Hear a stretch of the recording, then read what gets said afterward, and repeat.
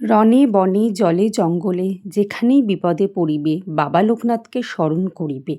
নমস্কার বন্ধুরা, আজকে একটা ভিডিও নিয়ে চলে এসেছি বাবা লোকনাথের পুজো। সবাই জানো ৩রা জুন কিন্তু বাবা লোকনাথের পুজো হয়। তো ওই দিনকে বাবা লোকনাথের তিরোধান দিবস, তো ওই দিনকে কিন্তু আমার বাপের বাড়িতেও পুজো হয়েছে।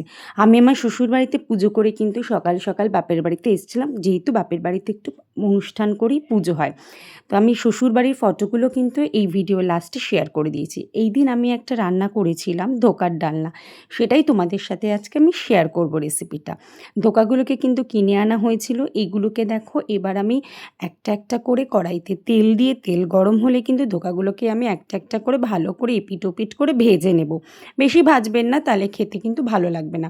ধোকাগুলো ভাজা হয়ে গেলে ওর মধ্যে দিয়ে দেবো একটা তেজপাতা, গোটা গরম মশলা আর গোটা জিরে ফোড়নে।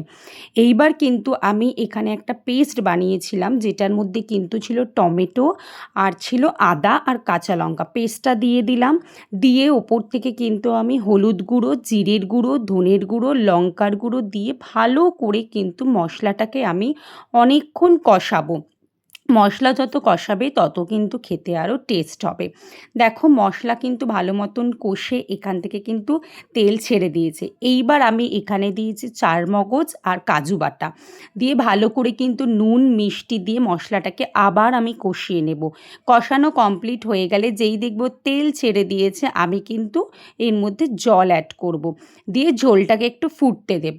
ঝোলটা যেই ফুটে উঠবে, তারপর কিন্তু আগের থেকে ভেজে রাখা সব ধোকাগুলোকে আমি এর মধ্যে এক এক করে দিয়ে আবার কিছুক্ষণ ঝোলটাকে ফুটিয়ে তারপর কিন্তু বন্ধ করে দেব। বেশি কিন্তু ফোটাবো না, কারণ এমনিতেই ধোকা কিন্তু ঝোলটা অনেক টেনে নেয়।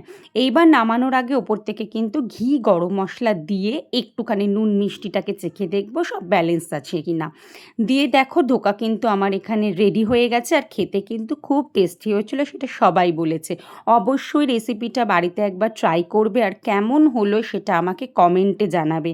আর এই দেখো, আমার শ্বশুরবাড়ির কিন্তু ফটো তুলেছিলাম, সেটাই তোমাদের সাথে শেয়ার করলাম। আজকের এই ভিডিও যদি তোমাদের ভালো লেগে থাকে বন্ধুরা, তাহলে অবশ্যই আমার চ্যানেলটাকে লাইক, শেয়ার, সাবস্ক্রাইব করে দেবেন। আর তোমরা সবাই ভালো থেকো, আমিও খুব ভালো আছি। আজকের মতন টাটা।